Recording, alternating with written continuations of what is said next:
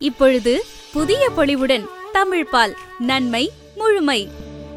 அழகு தரும் மூலிகைகள், ஆரோக்கியம் தரும் மருத்துவர்கள். டாக்டர் ஸ்ரீவர்மாஸ். மணப்பெண்ணின் பிரத்யேகமான திருமணம் விவாஹா தி சென்னை சில்க்ஸ்.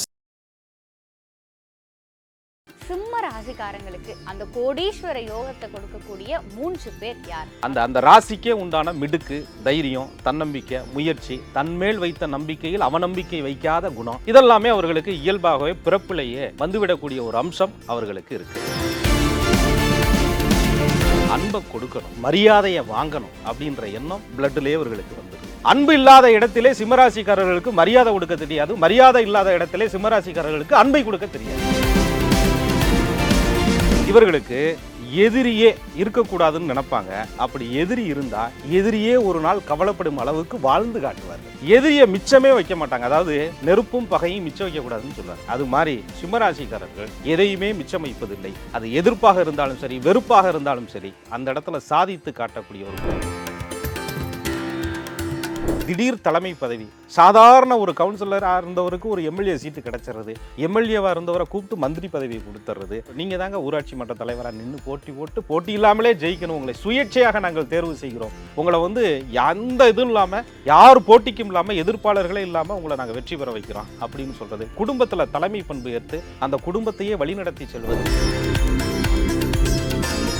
சிம்மராசிக்காரர்கள் வாழ்க்கையில் கண்ணீர் வடிக்கிறதுக்கும் கஷ்டப்படுறதுக்கும் இவர்கள் எதிர்பார்த்த விஷயங்கள் தன்னால் இறங்கியும் போக முடியல, தன்னை இறக்கி நடத்துவர்களிடம் அந்த மரியாதை இல்லாமல் வாழவும் தெரியல அப்படின்ற ஒரு நிர்கதியான நிலையிலே தவித்து கொண்டிருக்கக்கூடிய சிம்மராசிக்காரர்களுக்கு முழு பாதம் அப்படின்னு சொல்லக்கூடிய ஏதாவது உதவிங்கிற பேரில் இவர்கள் வழியேக்க போய் இவர்கள் பணத்தை வாங்கி, அன்பை வாங்கி ஒருவரை ஏமாற்றினார்கள் என்பதை விட பணத்தை கொடுத்து, அன்பை கொடுத்து ஒருவரிடத்தில் ஏமாந்தார்கள் என்ற நிலையை சிம்மராசிக்காரர்கள் வாழ்க்கையிலே ஒரு நாளாவது சந்திக்க வைத்து விடுவார். நம்ம தினசரி வாழ்க்கையில செய்ய வேண்டிய வாழ்வியல் பரிகாரம் என்ன? பாயிண்ட்டுக்கு வந்துட்டீங்க. அதாவது எங்க சுத்தினாலும் கோடீஸ்வர யோகத்தை கொடுக்குற கிரகம் 3 பேர் நமக்கு சப்போர்ட் பண்றதுக்கு என்னப்பா வழி அப்படின்னா, அந்த கிரகத்திற்கு நம்ம சப்போர்ட் பண்ணணும். அது என்ன கிரகத்திற்கு சப்போர்ட் பண்றது அப்படிங்கும்போது சித்தர்கள், ஞானிகள் தான் தெளிவா சொல்லியிருக்கிறாங்களே. ஐபிசி பக்தி நேயர்கள் அனைவருக்கும் அன்பு வணக்கம். இன்னைக்கு நம்ம கூட ஜோதிடம் மற்றும் ஆன்மீகம் சார்ந்த பல விஷயங்களை பகிர்ந்து கொள்வதற்காக பிரபல ஜோதிடர் கோகுலக்கண்ணன் சார் நம்ம கூட இணைந்திருக்கிறார்கள். சார் வணக்கம். சார் வணக்கம். குரு வாழ்க, குருவே துணை. சார், நம்முடைய மிதுன ராசிக்காரங்களுக்கும் கடக ராசிக்காரங்களுக்கும் உங்களுடைய வாழ்வில் கோடீஸ்வர யோகத்தை தருகின்ற அந்த 3 பேர் யார் அப்படிங்கிற நம்முடைய இந்த சீரீஸ் மக்கள் மத்தியில் ஒரு மிகப்பெரும் வரவேற்பை பெற்றிருக்கு. அதுவும் குறிப்பாக கடகராசிக்காரங்கள்லாம் கமெண்ட்ல எப்படிங்க எங்கள் வாழ்க்கையில் நடக்கிறது அப்படியே அச்சு பெறலாமல் சொல்கிறீங்க அப்படிங்கிற மாதிரி பல பாசிட்டிவான ஃபீட்பேக் கொடுத்துருக்காங்க. அதுக்கு உங்களுக்கு இந்த நேரத்தில் எங்களுடைய ஐபிசி பக்தி நேயர்கள் சார்பாக ஒரு மனமார்ந்த நன்றி சொல்லிக்கிறோம். நன்றி சார். சார், இந்த நேர்காணல்ல சிம்ம ராசிக்காரங்களுக்கு அந்த கோடீஸ்வர யோகத்தை கொடுக்கக்கூடிய 3 பேர் யார் அப்படிங்கிறத பார்க்கறதுக்கு முன்னாடி பொதுவாகவே இந்த சிம்ம ராசிக்காரங்க வாழ்க்கை எப்படி சார் இருக்கும்? நிச்சயமா. அதாவது இந்த நேரத்தில் அப்படின்னு நீங்கள் கேட்கறதுனால, இந்த 2025 வருடத்தில் அஷ்டம சனி நடந்து கொண்டு இருக்கக்கூடிய ஒரு காலம். இதெல்லாம் ஒரு பக்கம் இருந்தாலும் கூட, இந்த அஷ்டம சனியே நடந்தாலும் சுய ஜாதகத்திலே லக்னத்தின் அடிப்படையிலே நடக்கக்கூடிய தசாபுத்தியின் அடிப்படையில் நம்மளுடைய வாழ்க்கை நகர்வு இருக்கும். அப்படிங்கிறதுனால நிச்சயமாக இவர்களுக்கும் கோடீஸ்வர யோகத்தை கொடுக்கக்கூடிய 3 கிரகங்கள் ஜாதக கட்டத்தில் இல்லாமல் இருக்கவே இருக்காது. எங்கேயோ ஒரு பாவகத்தில் ஏதோ ஒரு இடத்துல அந்த 3 கிரகங்கள் அமைதியாக உட்கார்ந்துருப்பாங்க. தனக்கான நேரமும் காலமும் வரும் வரை தன்னுடைய நேரம் காலத்தை தான் தசாபுத்தி அப்படின்னு சொல்கிறோம். அது வரும்போது உரியவர்களுக்கு தேவையான அந்தஸ்தையும் உயர்வையும் கொடுக்கறதுக்கு கடமைப்பட்டவர்கள் கிரகங்கள். அந்த அடிப்படையில் சிம்ம ராசி, சிம்ம லக்னத்திலேயே ஒருத்தர் ஜனனம் எடுத்திருக்கிறாங்க அப்படின்னு சொன்னால், இந்த சிம்ம ராசி அப்படின்னு பார்க்கும்போது கால சக்கரத்தினுடைய 5வது ராசி ஒரு பூர்வ ஜென்ம புண்ணிய ராசி அப்படின்னு சொல்லுவாங்க. மன்னவர் ராசி அப்படின்னு கூட இதை சொல்லப்படும். மன்னவன்னா குருவை சொல்கிறோம். இருந்தாலும் அந்த குரு பகவானுக்கே நட்பு கிரகமாக சொல்லக்கூடிய அந்த சூரிய பகவான் 5ஆம் இடத்து அம்சம் பெற்ற அவருடைய ஆட்சி வீடு. அந்த 5வது வீட்டில் எந்த கிரகமும் உச்சமும் பெறுவதில்லை, நீசமும் பெறுவதில்லை. நானே ராஜா, நானே மந்திரி அப்படின்ற ஒரு நிலையில் சூரியன் அங்கே ஆட்சி பெறுகிறார். அதனாலேயோ என்னமோ சிம்மராசிக்காரர்கள் பார்த்தீங்க அப்படின்னு சொன்னால், அந்த ராசிக்கே உண்டான மிடுக்கு, தைரியம், தன்னம்பிக்கை, முயற்சி, தன்மேல் வைத்த நம்பிக்கையில் அவநம்பிக்கை வைக்காத குணம், இதெல்லாமே அவர்களுக்கு இயல்பாகவே பிறப்பிலேயே வந்துவிடக்கூடிய ஒரு அம்சம் அவர்களுக்கு இருக்குது. அந்த சூரிய பகவானுடைய ஆளுமை திறன் இருப்பதனால இவர்கள் யார்ட்டையாவது இருந்து ஏதாவது வாங்கணும் அப்படின்ற எண்ணங்கள் அவர்களிடத்துல இருப்பதில்லை. ஏதாவது ஒன்று என்னால் கொடுக்க முடியுமா? இப்போ மன்னர்கிட்ட போய் நம்ம என்ன கேட்போம்? உதவிகள் கேட்போம். அதுபோல் இவர்கள் ஏதாவது ஒன்றை நம்ம கொடுக்கணுமையா அடுத்தவருக்கு அப்படின்னு சொல்லக்கூடிய மனநிலை எப்பயுமே இவர்களிடத்துல இருப்பது. பார்ப்பவர்களுக்கு ஏதோ பெரிய ஒரு அகங்காரம் பிடித்தவர் போலவும் பெரிய ஆணவம் கொண்டவர்கள் போலவும் தெரிந்தாலும் கூட அந்த கல்லுக்குள் ஈரம் அப்படின்னு சொல்கிறது மாதிரி இவர்களுக்கு 5ஆம் அதிபதி அப்படின்னு சொல்லக்கூடியவர் யார்? குரு பகவானாக வர்றார். ராசி நின்ற இடம் சந்திரன் தான் மனசு. அந்த மனசுக்கு 5ஆம் இடத்து அதிபதி குருவாக வர்றாரு. காலச்சக்கரத்துக்கு அவரே பாக்யாதிபதியாகவும் குரு பகவான் 9, 12 கூடிய அம்சம் பெற்றவராக வர்றார். விரைய பாக்யாதிபதியாக வர்றார். அதனால இவர்களுக்கு அன்பை கொடுக்கணும், மரியாதையை வாங்கணும் அப்படின்ற எண்ணம் பிளட்டிலே இவர்களுக்கு வந்துடுது. அன்பு இல்லாத இடத்திலே சிம்மராசிக்காரர்களுக்கு மரியாதை கொடுக்க தெரியாது, மரியாதை இல்லாத இடத்திலே சிம்மராசிக்காரர்களுக்கு அன்பை கொடுக்க தெரியாது. இது இவர்களுடைய தாரக மந்திரம். என் மேலே நீ அன்பு வைக்கலையா, உன்னை நான் ஒரு பைசாவுக்கு கூட மதிக்க மாட்டேன் அப்படின்ற மாதிரி தூக்கி போட்டு போயிட்டே இருப்பாங்க. மரியாதை இல்லாத இடத்திலே கோடி ரூபாய் கொடுத்தாலும் தலைகுனிய மாட்டார்கள் சிம்மராசிக்காரர்கள். இது அவர்களுடைய இயற்கை குணம். அந்த குணத்தை குரு பகவான் தான் இவர்களுக்கு கொடுக்குறார். இவர்களுக்கு அந்த ராசிக்கு அதிபதி சூரிய பகவான் இருக்கிறார் பாருங்க. அவர் இவர்களுடைய ஸ்தானத்திற்கு பாக்கியத்தில் போய் உச்சம் பெறார். காலச்சக்கரத்தினுடைய 1வது ராசியிலே சூரிய பகவான் உச்சம் பெறார். மேஷத்தில் உச்சம் பெறார். அதே மாதிரி துலாத்தில் நீச்சமும் அடைகிறார். ராசிக்கு 3ஆம் இடத்திலே காலச்சக்கரத்திற்கு 7வது இடத்துல நீச்சமும் அடைகிறார். இவர்கள் எப்பயுமே தன்மானத்திற்கு முக்கியத்துவம் கொடுப்பதற்கு காரணமே அந்த பாக்கியத்தில் போய் உச்சம் பெறதுனால தான். ஆனால் ஸ்திரத்திற்கு 9ஆம் இடம் பாதகஸ்தானம் அப்படின்னு ஜோதிட சாஸ்திரத்தில் சொல்லப்படுது. தன்னுடைய தலையே போனாலும் தன்னுடைய தன்மானத்தை இழக்கக்கூடாது என்ற எண்ணம் கொண்டவர்கள் சிம்மராசிக்காரர்கள். எனக்கு வாழ்க்கையில் கௌரவம் தாயா முக்கியம் அப்படின்ற மாதிரி ஒரு மனநிலையை அவர்களுக்கு சூரியன் ஏற்படுத்தி கொடுக்குறார். இந்த குணத்தினாலேயே நிறைய செல்வ வளங்களை சில நேரங்களிலே இந்த ஃப்ளெக்சிபிள் டைப் இல்லாதனால நெஞ்சுக்கு நேராக பேசுறதுனால இவர்கள் சம்பாதிக்கக்கூடிய காலங்கள் வரும்போது கூட தப்புன்னு நினைக்கும் போது ஒதுங்கி போயிடுறது, தட்டி கேட்டுட்டு வெளியில் வந்துடுறது, ஒரு பதவி உயர்வுக்காக கூல கும்பிடு போடுறது கிடையாது, பதவியை தட்டி பறிக்கணுங்கிற எண்ணம் கிடையாது. இதெல்லாம் இவர்களிடத்துல இயல்பாகவே வந்து விடுகிறது. காரணமே அந்த சூரியன் பாக்கியத்தில் உச்சம் பெற்று அது ஸ்திரத்திற்கு பாதகஸ்தானம் அப்படின்ற ஒரு நிலைமையும் பெறுறதுனால. அடுத்து இவர்கள்ட்ட ஒரு முக்கியமான ஒரு பண்பு பாருங்க, செவ்வாய் பகவான். அவர் தான் இந்த சிம்ம ராசிக்காரர்களுக்கு ஒரு யோகமான கிரகம் அப்படின்னு சொல்கிற அந்த 3 பேரில் ஒரு முக்கியமான ஒரு ஆள் செவ்வாய் பகவான். அவருடைய காரகத்துவம் எப்படி இருக்குன்னா, ராசிக்கு 4ஆம் இடம் வீடு வண்டி வாகனம் சொத்து சுக பாக்கியம்னு சொல்கிறோம். ராசிக்கு 9ஆம் இடம் எல்லா புகழும் பாக்கியமும் சொல்லக்கூடிய ஒரு பாக்கியஸ்தானம் அப்படின்னு சொல்லக்கூடிய அந்த வீட்டிற்கும் அவரே ஆதிபத்திய கிரகமாக வர்றார். அந்த செவ்வாய் அவர்களுக்கு வர்றதுனால அந்த செவ்வாய் காலச்சக்கரம் சொல்லக்கூடிய மேஷத்திற்கு 10ஆம் இடத்திலே உச்சமும் பெறுவதால் இவர்களுக்கு அதாவது எதிரியே இருக்கக்கூடாதுன்னு நினைப்பாங்க. அப்படி எதிரி இருந்தால் எதிரியே ஒரு நாள் கவலைப்படும் அளவுக்கு வாழ்ந்து காட்டுவார்கள். எதிரியை மிச்சமே வைக்க மாட்டாங்க. அதாவது நெருப்பும் பகையும் மிச்சம் வைக்கக்கூடாதுன்னு சொல்லுவாங்க. அது மாதிரி சிம்மராசிக்காரர்கள் எதையுமே மிச்சம் வைப்பதில்லை. அது எதிர்ப்பாக இருந்தாலும் சரி வெறுப்பாக இருந்தாலும் சரி அந்த இடத்துல சாதித்து காட்டக்கூடிய ஒரு குணத்தை அந்த செவ்வாய் இவர்களுக்கு கொடுத்து விடுகிறார். அதைத்தான் புலிப்பாணி ஐயா கூட அவருடைய பாடல்களில் அந்த அவருடைய 300 பாடல்களில் ஜோதிட பாடல்களில் செவ்வாய் பகவானுக்கு ஒரு அமைப்பை சொல்லும்போது சிம்மராசிக்காரர்களுக்கு அற்புதமான ஒரு பாடலை சொல்லியிருக்கிறார். சீரப்பா சிங்கத்தில் ஜனித்த பேருக்கு, சிங்கம்னே சொல்கிறார் சிம்மராசியை, சீரப்பா சிங்கத்தில் ஜனித்த பேருக்கு பௌமனுமே திரிகோணம் ஏறி நிற்க, செவ்வாய் பகவான் திரிகோணம் ஏறி நிற்க செம்பொன்னும் பூமியும் விளைநிலமும் சிக்குமடா அப்படின்னு சொல்கிறார். இந்த செவ்வாய் பகவான் திரிகோண ஸ்தானங்களிலே 1-5-9 நல்ல ஸ்தான கிரகங்களோடு குருவோட பார்வையிலிருந்து நட்பு கிரகமான ராசியாதிபதினு சொல்லக்கூடிய சூரிய பகவானுடைய பார்வையில் நின்று சேர்ந்து திசையை நடத்தும் போது பூமி சொத்து சுகம் ஆஸ்தி அந்தஸ்து ரியல் எஸ்டேட் என்னென்னமோ அரசியல் செல்வாக்கு பின்புலங்கள் கோடிகளில் குவியக்கூடிய பாக்கியங்களே கொடுத்துட்றாரு. அதில் ஒரு சில ஆட்கள் என்ன சொல்கிறாங்க, எனக்கு செவ்வாது சதாயா நடக்குது நடுத்தருக்கு வந்துட்டேன் அப்படின்னு சொல்லுவாங்க. அந்த செவ்வாய் பகவான் மற்ற இடம் தண்ணில் நிற்க வெகு மோசம் வருமடா வினையால் துன்பம்னு சொல்கிறார். நீ மோசம் போயிருவப்பா அப்படின்னு சொல்கிறார். அப்போது ஒரு யோக கிரகங்கள் இருப்பது முக்கியம் இல்லை, அவர்கள் இருக்க வேண்டிய இடத்தில் இருந்து தசாபலனை நடத்த வேண்டும். அந்த கிரகங்களுக்கு சாதகமான லக்னங்களும் உங்கள் ஜாதகத்தில் அமர்ந்திருந்தால் நீங்கள் கோடீஸ்வரன். எனவே சிம்ம ராசிக்காரர்களுக்கு செவ்வாய் முழு ஒரு யோக கிரகமாக வருகிறார். அவர் ஸ்திரத்திற்கு பாதகஸ்தானம் என்ற அமைப்பை பெற்றிருந்தாலும் கூட ராசியாதிபதிக்கு நெருங்கிய நட்பு கிரகமாக இருப்பதால் செவ்வாய் பகவான் பூமி அந்தஸ்து கௌரவம் அத்துணையும் இவர்களுக்கு கொடுத்து விடுகிறார். அதனால தான் எதிரியே ஏமாறும் அளவிற்கு வாழ்ந்து காட்டுவார்கள் சிம்மராசிக்காரர்கள். இவன் எப்படிடா வாழ்வான் அப்படிங்கிற நினைக்கிறவங்க கண்ணுக்கு முன்னாடி எப்படிடா வாழ்ந்தான் அப்படின்னு ஒரு காலத்தில் பேசும் அளவிற்கு தன்னுடைய உயரத்தை எட்டி காட்டி விடுகிறார்கள் சிம்மராசிக்காரர்கள். சிம்ம ராசிக்காரங்களுக்கு அந்த கோடீஸ்வர யோகத்தை தரக்கூடிய அந்த 3 பேர்ல செவ்வாயை பத்தி சொல்லிட்டீங்க. அடுத்த 2 பேர் யார் சார்? அதாவது ராசியாதிபதி அப்படின்னு சொல்லக்கூடிய சூரிய பகவான். ஜோதிட சாஸ்திரத்திலே சொல்லுவாங்க, நீங்கள் பிறந்த ராசிநாதன் உங்களை எப்படியாவது காப்பாற்றிடணும். உங்களுடைய லக்னநாதன் வீழ்ந்து கெட்டாலும் ஒருவரை காப்பாற்ற வேண்டிய கடமை லக்னாதிபதிக்கு உண்டு. லக்னாதிபதி போய் எங்கேயாவது கெட்டு போயிட்டாலும் கூட ஏதாவது ஒரு வழி சுபகிரக பார்வையை பிடிச்சி இந்த ஜாதகரை கரை சேர்த்துறதுக்கு ஏதாவது வழி இருக்குதா அப்படின்னு ராசி லக்னாதிபதி, அதாவது சொந்த தாய் தகப்பன் பெத்த பிள்ளை மேலே கவலைப்படுமா, அது மாதிரி ஜோதிட சாஸ்திரத்தில் இந்த ராசி லக்னம் என்பது ரொம்ப முக்கியமான ஒரு விஷயம்.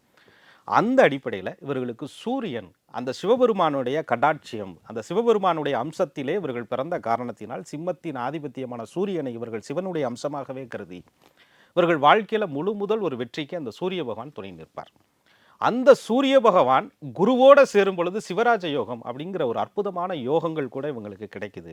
அந்த குருவோட பார்வையில் நின்று சூரிய பகவான் திசையை நடத்தும் போது அற்புதமான யோகங்கள், திடீர் தலைமை பதவி, சாதாரண ஒரு கவுன்சிலராக இருந்தவருக்கு ஒரு எம்எல்ஏ சீட்டு கிடைச்சிடுறது, எம்எல்ஏவாக இருந்தவரை கூப்பிட்டு மந்திரி பதவியை கொடுத்துட்றது, ஒரு ஊருக்கு நீங்கள் தாங்க ஊராட்சி மன்ற தலைவராக நின்று போட்டி இல்லாமலே ஜெயிக்கணும், உங்களை சுயேட்சையாக நாங்கள் தேர்வு செய்கிறோம், உங்களை எந்த இதுவும் இல்லாமல் யார் போட்டிக்கும் இல்லாமல் எதிர்ப்பாளர்களே இல்லாமல் உங்களை நாங்கள் வெற்றி பெற வைக்கிறோம் அப்படின்னு சொல்கிறது, குடும்பத்தில் தலைமை பண்பு ஏற்று அந்த குடும்பத்தையே வழிநடத்தி செல்வது போன்ற பெருமை மிகு பாக்கியங்களை எல்லாம் சூரிய பகவான் இவர்களுக்கு கொடுத்து விடுகிறார்.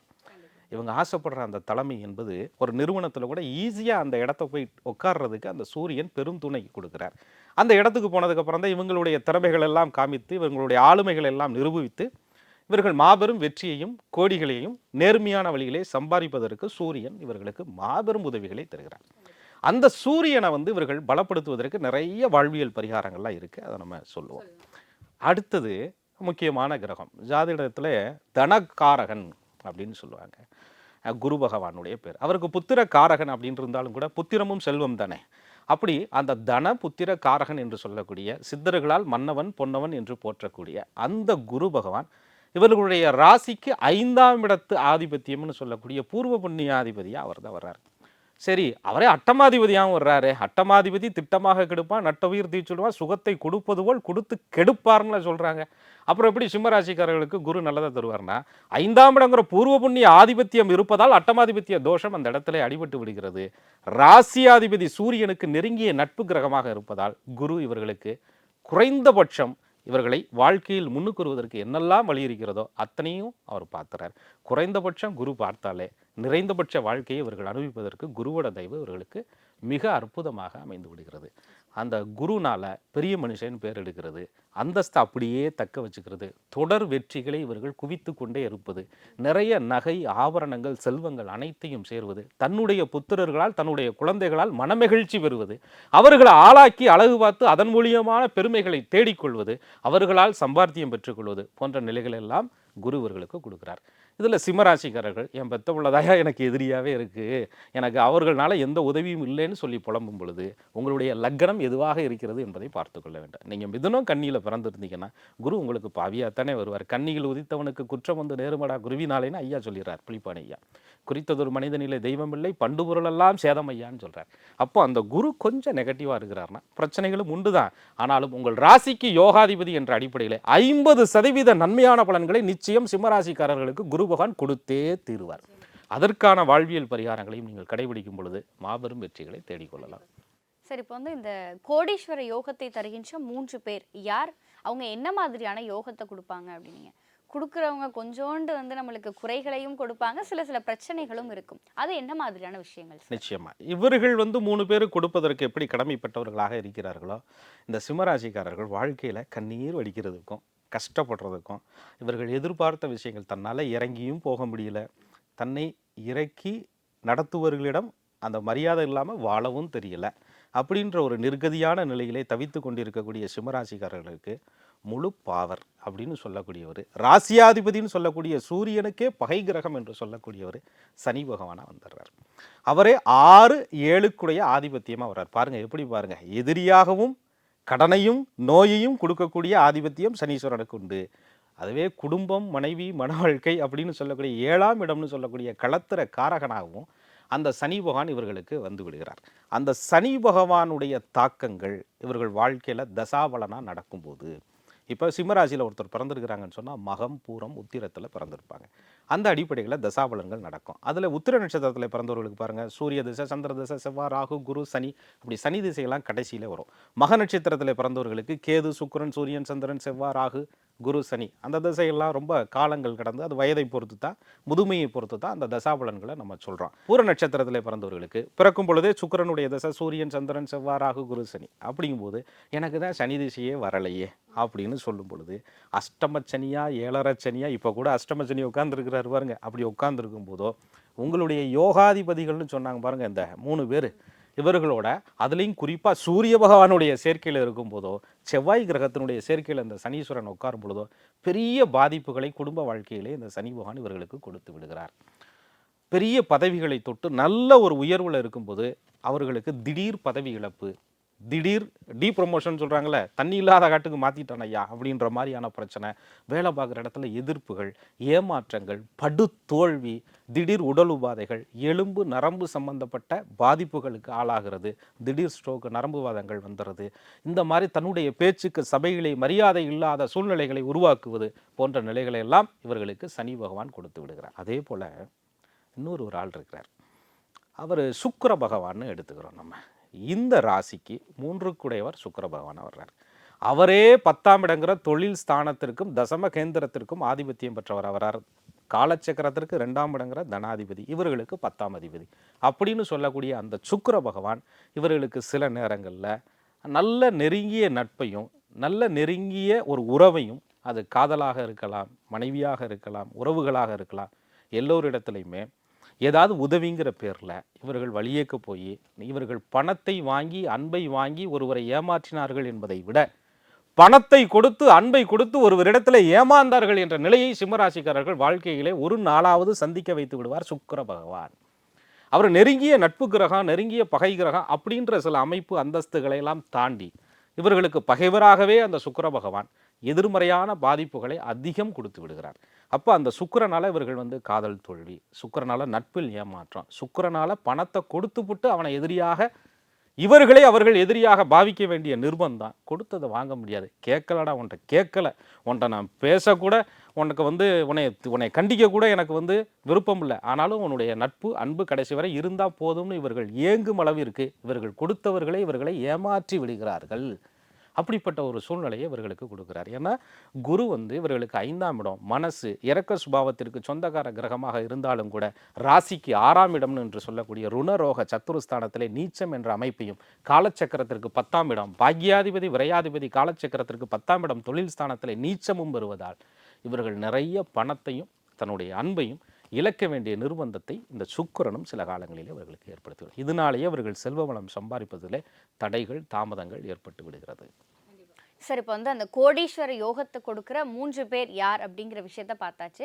இப்போ அந்த 3 பேரையும் நம்முடைய வாழ்க்கையில் அன்றாடம் ஆக்டிவேட் பண்ணணும், அவங்க நம்ம வாழ்க்கையில் சரியாக இயங்கணும் அப்படின்னு சொன்னால் அதுக்கு நம்ம தினசரி வாழ்க்கையில் செய்ய வேண்டிய வாழ்வியல் பரிகாரம் என்ன சார்? நிச்சயமாக பாயிண்ட்டுக்கு வந்துட்டீங்க. அதாவது எங்கே சுற்றினாலும் கோடீஸ்வர யோகத்தை கொடுக்குற கிரகம் 3 பேர் நமக்கு சப்போர்ட் பண்ணுறதுக்கு என்னப்பா வழி அப்படின்னா, அந்த கிரகத்திற்கு நம்ம சப்போர்ட் பண்ணணும் அப்படிங்கிறதான் விஷயம். அது என்ன கிரகத்திற்கு சப்போர்ட் பண்ணுறது அப்படிங்கும்போது சித்தர்கள் ஞானிகள் தான் தெளிவாக சொல்லியிருக்கிறாங்களே, உங்களை துன்பப்படுத்துகிற கிரகம் சிம்மராசிக்கு சனி பகவான் கடுமையான துன்பத்தை கொடுக்குறாருன்னா அவரை காலடியில் விழுந்து ஐயா எப்படியாவது காப்பாற்றி விடு, போதும் தாங்க முடியல அப்படின்னு சொல்லிட்டு அவரை வழிபாடு பண்ணுவதன் மூலியமாக, அவருக்குரிய காரகத்துவங்களை தான தர்மங்கள் கொடுப்பதன் மூலியமாக மாபெரும் வெற்றிகளை தேடிக்கொள்ளலாம், பாதிப்புகளிலிருந்து வெளியிலே வரலாம். அந்த சனி பகவான் கையில் எப்படி விழுந்து வழிபாடு செய்கிறது? மந்தனாம் சனி பகவானே உந்தன் மகத்துவம் அறிந்து கொண்டேன், வாழ்க்கையில் படக்கூடிய பெருந்துயரத்தை துன்பத்தை நீக்கி அருள்வாயின்னு சொல்லி அவர் பொற்பாதங்களை பணிந்து சரணாகதி அடைந்து தான தர்மங்களை மாற்றுத்திறனாளிகளுக்கு, மாற்றுப்பாலினத்தவர்களுக்கு, எளியவர்களுக்கு, வறியவர்களுக்கு, உங்களை சுற்றி இருக்கக்கூடிய வேலையாட்களுக்கு, உங்கள் சேவகம் செய்பவர்களுக்கு, முடிதிருத்தும் தொழிலாளர்களுக்கு, உங்களுக்காக பணிவிடை செய்யக்கூடிய ஊழியர்களுக்கு நீங்கள் நிறைய தான தர்மங்களை கொடுப்பதன் மூலியமாக, வருஷம் முழுசும் கொடுக்கலைனாலும் நல்ல நாள் பெரிய நாளைக்கு கொடுப்பதன் மூலியமாக சிம்மராசிக்காரர்கள் கொடுக்க பிறந்த ராசி வாழ்க்கையில் சிவக்க நல்ல ஒரு செல்வங்களை சேர்க்க, இந்த சனி பகவானுடைய பாதிப்புகளிலிருந்து குறைய அவரை வழிபாடு பண்ணி நீங்கள் தடைகளில் இருந்து வெளியில் வர வேண்டும். அடுத்து இந்த குருவோட பலம் என்பது இவர்களுக்கு மாபெரும் ஒரு முக்கியம். அந்த குருவை பலப்படுத்துறதுக்கு ஒரு 2 ஸ்தலங்கள் இருக்குது இவர்களுக்கு. அந்த 2 ஸ்தலங்கள் சிம்மராசிக்காரர்கள் நிறைய ஸ்தலங்கள் உபதேசம் பெற்ற ஸ்தலங்கள்னே பேர். அப்படி இருந்தாலும் கூட அந்த தட்சிணாமூர்த்தி, அந்த குரு பகவானுடைய அம்சமான அந்த தட்சிணாமூர்த்தியிடம் உபதேசம் பெற்ற ஸ்தலங்கள் அப்படின்னு சொல்லிட்டு 2 இருக்குது. அதில் ஒரு முக்கியமான ஸ்தலம் அப்படின்னு சொல்லி பார்த்தோம்னா, குரு பகவானுடைய அம்சமான தட்சிணாமூர்த்தியிடம் உபதேசம் வாங்கிய ஸ்தலங்கள்னு ஒரு 2 ஸ்தலம், அற்புதமான ஸ்தலம் இருக்குது. அதில் சிம்மராசிக்காரர்கள் 10ஆம் அதிபதி சுக்கிர பகவான், அது வந்து ரிஷப வீடாக வரும். 3 குடையவன் சுக்கிரன், அது துலாமினுடைய அம்சமாக வரும். அந்த ரிஷபத்திற்கு நந்தி தேவரை நம்ம அம்சமாக சொல்கிறோம். அந்த நந்தி தேவரே தட்சிணாமூர்த்தியிடம் சென்று உபதேசம் வாங்கிய ஸ்தலம் மயிலாடுதுறையில் இருக்கக்கூடிய வதரண்யேஸ்வரருடைய கோவில். அந்த கோவிலில் ஒரு சிறப்பு என்ன அப்படின்னு கேட்டிங்கன்னா, எல்லா சிவஸ்தலங்கள்லையும் சிவபெருமானுக்கு முன்னதாக நந்தி இருப்பது. அந்த கோவிலில் தட்சிணாமூர்த்திக்கு முன்னதாக நந்தி இருக்கக்கூடிய ஒரு அற்புதமான ஸ்தலம். அங்கே நந்தி தேவர் தட்சிணாமூர்த்தியிடம் உபதேசம் பெற்றார். அந்த ஸ்தலத்திற்கு சிம்மராசிக்காரர்கள் சென்று வருவது என்பது மாபெரும் வெற்றியை இவர்களுக்கு தேடி கொடுக்கக்கூடிய ஒரு அற்புதமான அமைப்பு.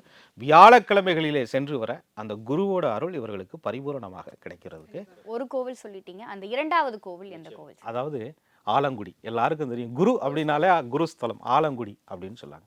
அந்த குருஸ்தலங்களில் நால்வர்கள் என்று போற்றக்கூடிய சுந்தரர் பெருமான் அந்த தட்சிணாமூர்த்தியிடம் அந்த பஞ்சாட்சர மந்திரத்தை உபதேசமாக பெற்ற ஒரு அற்புதமான ஸ்தலம் அந்த கோவில். ஏன்னா குருவோட அருள் இருந்தாலே உங்களுக்கு திருவருள் கைவிடும். குரு இல்லாத மந்திரமும் வித்தையும் பழிக்காதுன்னு சொல்லுவாங்க.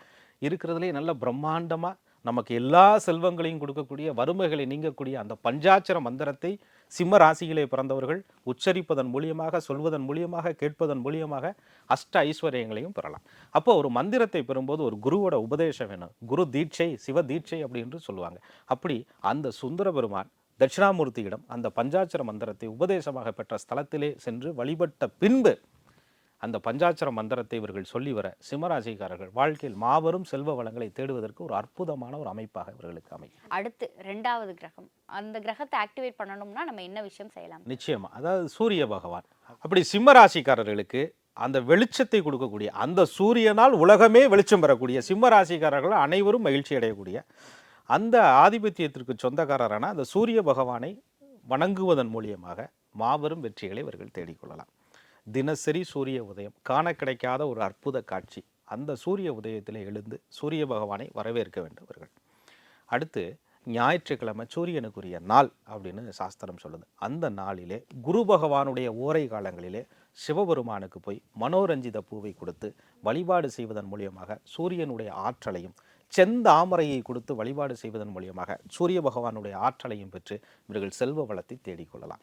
அந்த குறிப்பிட்ட நாளிலே, குறிப்பிட்ட ஓரையிலே உங்களுக்கு மனோரஞ்சித பூ கிடைக்கலன்னா செந்தாமரை, சூரிய பகவானுக்குரிய அந்த ஆதிபத்திய மலரான அவரை கொடுத்து சிவபெருமானை மகிழ்விப்பதன் மூலியமாக வாழ்வில் மகிழ்ச்சிகளை தேடிக்கொள்ளலாம். சரி, இப்போ அந்த 3வது கிரகம், அந்த கிரகத்தை ஆக்டிவேட் பண்ணணும்னா நம்ம என்ன விஷயம் செய்யலாம்? 3வது கிரகம் தான் ரொம்ப முக்கியமான ஒரு ஆள். அவர் தான் வந்து இவர்களுக்கு 2 வீட்டுக்கு முக்கியமான ஆதிபத்தியம்னு சொன்னேன். பாக்கியம், சுகம். அந்த வீடு, வாசல், சொத்து, சுகம், பாக்கியம் எல்லாம் இருந்தும் அதை வெளி உலகத்திற்கு தெரிந்து இவர்கள் இப்படி வாழ்றாரையா, மெச்ச வாழ்றாரையான்னு எதிரி பார்த்து ஆச்சரியப்படும் அளவிற்கு இவர்களுக்கு பாக்கியத்தை கொடுக்கக்கூடிய அந்த செவ்வாயினுடைய அம்சம் இவர்களுக்கு வேணும் அப்படின்னு சொன்னால் முருகப்பெருமானை இவர்கள் வழிபாடு செய்து வருவது மிகப்பெரிய சிறப்பு.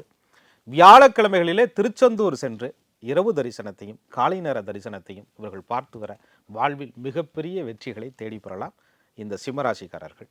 அடுத்து செவ்வாய்க்குரிய காரகத்துவம் என்று சொல்லக்கூடிய, அதனால செவ்வாயினால நிலமகன், அங்காரகன், பூமி காரகன் அப்படின்னு நம்ம ஞானிகள் சொல்கிறாங்க.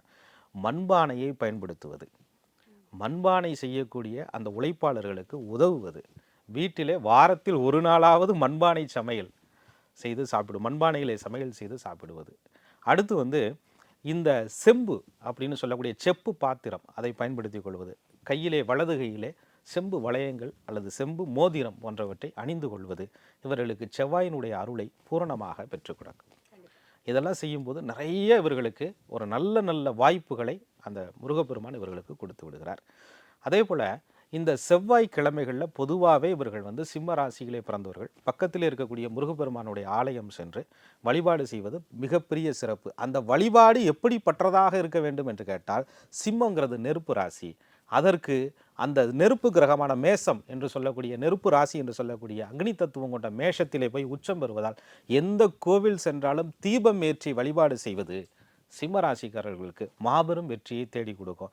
ஒரு தீபத்தின் முன்னாடி ஏற்றி அந்த தீப சுடர் முன்னாடி தன்னுடைய கோரிக்கையை, தன்னுடைய எதிர்ப்புகளை, தன்னுடைய பிரச்சனையை, தன்னுடைய செல்வ வளம் கிடைப்பதற்கான அத்துணை வழிபாடுகளையும் ஒரு தீபத்தின் முன்னால் இவர்கள் வைக்கும் பொழுது அது வெற்றி பெறுகிறது சிம்மராசிக்காரர்களுக்கு.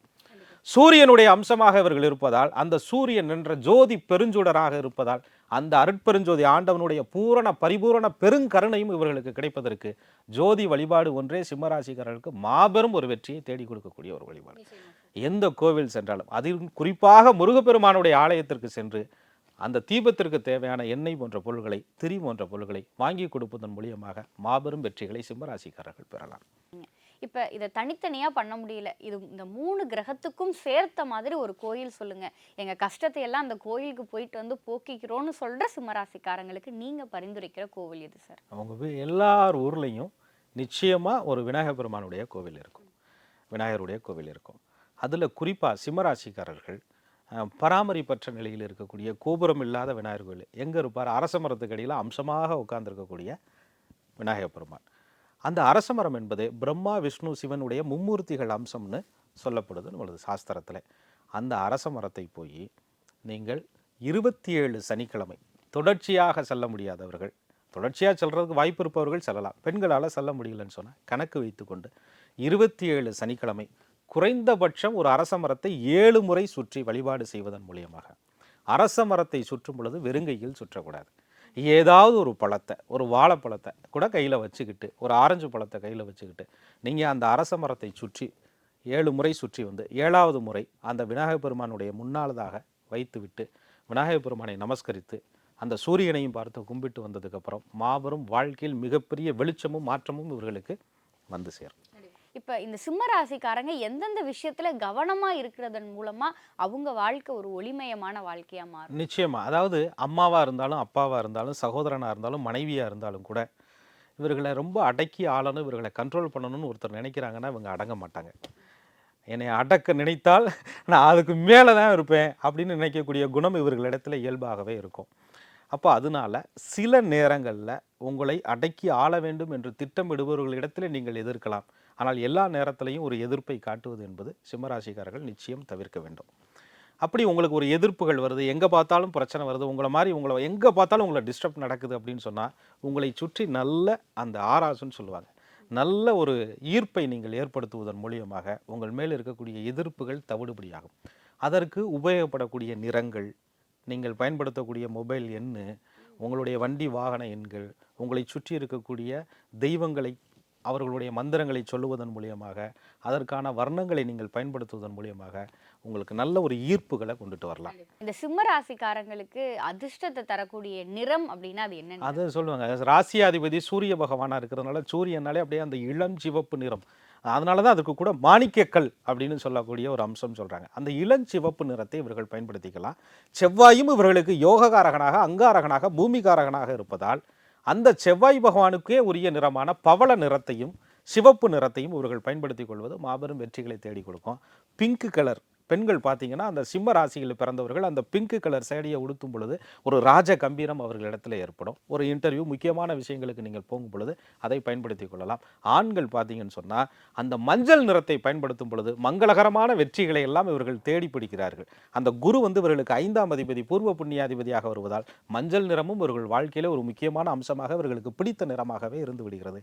அந்த துணி வாங்குவதை கூட சூரிய பகவானுக்கு உரிய நட்சத்திரம் என்று சொல்லக்கூடிய கிருத்திகை, உத்திரம், உத்திராட நட்சத்திர நாட்களிலே நீங்கள் சென்று ஒரு ஆடையை வாங்கும் பொழுது உங்களுக்கு வெற்றிகள் தேடி கிடைக்கும். குரு பகவானுடைய நாளிலே இந்த நட்சத்திரமும் இணைந்து வந்தால் மிகப்பெரிய சிறப்பு. இப்போ இன்னைக்கு ஒரு வியாழக்கிழமை ஒரு உத்திராட நட்சத்திரம், வியாழக்கிழமை உத்திர நட்சத்திரம், வியாழக்கிழமை கார்த்திகை நட்சத்திர நாளிலே போய் நீங்கள் ஒரு ஆடை வாங்கி இந்த மாதிரியான வர்ணங்களை எல்லாம் நீங்கள் பயன்படுத்தும் பொழுது மாபெரும் வெற்றிகளை தேடிப்படுகிறீர்கள். குரு என்றாலே இனிப்பு, வெல்லம், சர்க்கரை போன்ற பொருட்களை தான தர்மம் கொடுப்பதன் மூலியமாக, பாயாசம் போன்ற பொருட்களை வர்றவங்களுக்கு வீட்டில் கொடுப்பதன் மூலியமாக குருவினுடைய ஒரு அருளை நீங்கள் பூரணமாக பெறலாம். சிம்மராசி எப்பயுமே தேஜஸ்ன்னு சொல்லுவாங்க, ஒளின்னு சொல்லுவாங்க, பளிச்சுன்னு இருக்கக்கூடிய ஒரு ராசி, பார்த்தாலே மரியாதை கொடுக்கக்கூடிய ஒரு ராசி. அப்படி இருக்கும் பொழுது உங்கள் இந்த சிம்ம ராசியிலே பிறந்தவர்கள் இந்த சூரியனை அம்சமாக பெற்றதுனால வெற்றிகளை தேடி கொடுக்கும். சார், இப்போ சிம்மராசி பெண்கள் என்ன மாதிரியான விஷயங்களை எல்லாம் கடைபிடிக்கிறதன் மூலமா அவங்க வாழ்க்கை ரொம்ப நல்லா இருக்கும்? மங்காத செல்வமும் நீங்காத எல்லா உங்களுக்கு அப்படியே அனைத்துமே கோடிகளில் எல்லாமே கிடைப்பதற்கு மார்கழி மாதத்தில் வரக்கூடிய திருவாதிரை விரதத்தை நீங்கள் கடைபிடிப்பது என்பது மிகப்பெரிய ஒரு பலனாக சிம்மராசிக்காரர்களுக்கு அமையும். இப்ப இந்த சிம்ம ராசிக்காரங்களுக்கு அதிர்ஷ்டத்தையும் பணவரவையும் அதிகப்படுத்தக்கூடிய எண்கள் அப்படின்னா அது என்ன எண்கள்? அப்பதான் எல்லாத்துலேயுமே நம்பர் 1ங்க நான் அப்படின்பாங்க சிம்மராசிக்காரர்கள். ஏன்னா சூரியன் தான் 1 அப்படிங்கிற எண்ணினுடைய ஆதிக்க எண். அதனால அந்த சூரிய பகவானுக்குரிய ஆதிக்க என்னன்னா 1, அது அவர்களுக்கு ஒரு முக்கியமான எண். அடுத்து எனக்கு வந்து நீங்கள் பாருங்கள் 9வது நம்பரே மாபெரும் வெற்றி அப்படின்னு நிறையா நீங்கள் விவிஐபி எல்லாம் பாருங்கள் அந்த 9 வர மாதிரி இருக்கக்கூடிய நம்பரை வந்து வாங்குவாங்க. நீ எதில் வேணாலும் சேர்த்துக்கியா, நான் 9 வந்து நிற்பையா அப்படின்னு சொல்கிற மாதிரி. அந்த ராசிக்கு 9ஆம் இடம் என்று சொல்லக்கூடிய அந்த செவ்வாயினுடைய அம்சம் 4ஆம் இடங்கிற வீடு, வண்டி, வாகனம், சொத்து சுகமாக இருக்கிறதுனால இவர்களுக்கு 9வது எண் அப்படிங்கிறது ஒரு வெற்றி கொடுக்கக்கூடிய ஒரு எண்ணாக அமைகிறது. குருவினுடைய எண்ணும் 3வது எண்ணும் இவர்களுக்கு ஒரு வெற்றி கொடுக்கக்கூடிய எண்ணாக இவர்களுக்கு அமைந்து விடுகிறது. சார், இந்த 2025 பிறந்ததுலேருந்தே சனிப்பெயர்ச்சி, குரு பெயர்ச்சி அப்படின்னு சொல்லி இந்த சிம்மராசிக்காரங்கள்லாம் ஒரு பயத்திலேயே இருக்காங்க சார். பார்க்குறவங்க சொல்கிறவங்க எல்லாரும் சிம்மராசியா போச்சு கதை முடிஞ்சு அந்த அளவுக்கு வந்து பயப்படுத்துகிறாங்க. இந்த சனி பகவானினுடைய அந்த பயணம் வந்து ரொம்பவே எங்களை அஃபெக்ட் பண்ணுது அப்படின்னு சொல்லி நிறைய சிம்மராசிக்காரங்க ரொம்ப மனம் உடைஞ்சு போய் கிடக்குறாங்க சார். அவங்க என்ன பண்ணுனா இந்த வருஷத்தையும் அவங்களுக்கு சாதகமாக மாற்றிக்க முடியும்? எதற்குமே அஞ்சா நெஞ்சர்கள் என்று சொல்லக்கூடிய சிம்மராசிக்காரர்கள் நவகிரக பகவானுடைய பெயர்ச்சிகளை கண்டு அஞ்ச வேண்டிய அவசியம் இல்லை. உங்கள் ராசி மேலே கேது இருந்தாலும் 7ஆம் இடம் என்று சொல்லக்கூடிய களத்திர ஸ்தானத்திலே ராகு பகவான் இருந்தாலும் உங்களுக்கு மிதுனத்திலே குரு பகவான் இருந்து அந்த ராகுவை தனது பார்வையால் பார்ப்பதால், அதனையும் பலம் வாய்ந்த பார்வை என்று சொல்லக்கூடிய 9வது பார்வையால் பார்ப்பதால் ராகு பகவானை கண்டு நீங்கள் அஞ்ச வேண்டியதே இல்லை. ஒரே பிரச்சனை என்னவா இருக்கும் அப்படின்னா, ராசி மேலே கேது உட்காந்துட்டு ஒரே குழப்பமாக இருக்குங்க. எந்த முடிவுகளையும் என்னால் எடுக்க முடியல, எந்த விஷயத்தையும் செய்ய முடியல. தைரியம் இருக்குது, தன்னம்பிக்கை இருக்குது, ஆனால் செயல்படுத்தக்கூடிய ஆற்றல் வரும்போது எனக்கு தடைகள் ஏற்படுதுன்னு சொல்லக்கூடிய சிம்மராசிக்காரர்கள் இதை சாதகமாக மாற்றிக்கொள்ள உங்களுக்கு பாதகாதிபதி ரோகாதிபதி என்று சொல்லக்கூடிய சனீஸ்வர பகவான் ராசிக்கு 8லே குருவினுடைய வீட்டிலே இருப்பதால், பொதுவாக பாதகாதிபதி 8ஆம் இடத்துக்கு போகிறது நல்லது தாங்க ஒரு விதத்தில். அப்போ அந்த இடத்துல சனி பகவான் உங்களுக்கு ராசிக்கு 8ல் இருக்கிறதுனால குருவோட வீட்டில் இருக்கிறார். ஒரு அற்புதமான ஒரு ஸ்தலத்திற்கு சென்று வருவதன் மூலியமாக இப்போ இருக்கக்கூடிய குழப்பமான மனநிலையிலிருந்து வெளியில் வரலாம். அப்படி ஒரு ஸ்தலம் தான் பதஞ்சலி முனிவருடைய ஜீவசமாதி. அது பல்வேறு ஸ்தலங்கள் சிதம்பரத்தில் இருக்குது, அங்கே இருக்குன்னு சொல்லப்பட்டாலும் கூட ராமேஸ்வரம் சென்று இவர்கள் அங்கே இருக்கக்கூடிய பதஞ்சலி முனிவருடைய ஜீவசமாதிகளை வழிபாடு செய்து, ஜோதிலிங்க ஸ்தலத்திலே வழிபாடு செய்து வர மாபெரும் வெற்றிகளையும் தடைகளையும் இப்போ இருக்கக்கூடிய குழப்பமான சூழ்நிலைகளையும் நீங்கி செல்வம் பெறுவார்கள். வெளிநாடுகளில் இருக்கக்கூடியவர்கள் பதஞ்சலி முனிவனுடைய மந்திரங்களை சொல்லுவதன் மூலியமாக அவர் யோக கலையில் பல்வேறு சூழ்நிலைகளில் அவர் மிகப்பெரிய ஒரு தேர்ச்சி பெற்ற ஒரு சித்தர் பெருமான். அவருடைய அருளும் அவருடைய அன்பும் உங்களுக்கு இருந்தால் வெற்றி பெறுவீர்கள். நிச்சயமாக இதை பார்த்துட்டு இருக்க சிம்மராசிக்காரங்களுக்கு மனசில் வந்து ஒரு நம்பிக்கை வரும் அப்படிங்கிற ஒரு விஷயம் எங்களுக்கு தெரியுது. சரி, சிம்மராசிக்காரங்களுக்கு நிறைய விஷயங்கள் நீங்கள் சொன்னீங்க. உங்களுடைய வாழ்க்கையில் கோடீஸ்வர யோகத்தை கொடுக்கக்கூடிய 3 பேர், நீங்கள் எந்த நிலையில் வேணால் இருங்க, இவங்க 3 பேரும் உங்களுடைய வாழ்க்கையில் சரியாக ஆக்டிவேட் ஆனாங்கன்னா நிச்சயம் நீங்கள் கோடீஸ்வரர். சரியாக சொன்னீங்க. சரியாக அவர்களுடைய அனுகூலம் இருந்தால். அது மட்டும் இல்லாமல் அவங்க எந்த ஒரு கோவிலுக்கு போயிட்டு வந்தால் அவங்களுடைய வாழ்வின் முழுமையான பலனை அடையலாம் அப்படிங்கிறதையும், கஷ்டப்பட்டுட்டு இருக்க சிம்மராசிக்காரங்க இனிமேல் கஷ்டம் இல்லை, இனி உங்கள் வாழ்க்கையில் இன்பம் தான், அதுக்கான வழி என்ன அப்படிங்கிறதையும் ரொம்ப சூட்சமமாகவே சொல்லி கொடுத்தீங்க. நிச்சயம் இதை பார்த்து கொண்டிருக்கின்ற சிம்மராசிக்காரங்களுக்கு இந்த பதிவு ஒரு அமிர்தமாகவே இருக்கும் அப்படின்னு சொல்லி நாங்கள் நம்புகிறோம். உங்களுடைய இந்த நேர்காணலுக்கு நன்றி சார். நன்றி. குரு வாழ்க, குருவே துணை. பக்திக்கு ஒரு விருது கொடுக்கக்கூடிய இந்த நிகழ்ச்சி மிக என்னை ஆனந்தத்திலும் பேரானந்தத்திலும் ஏற்படுத்தியது.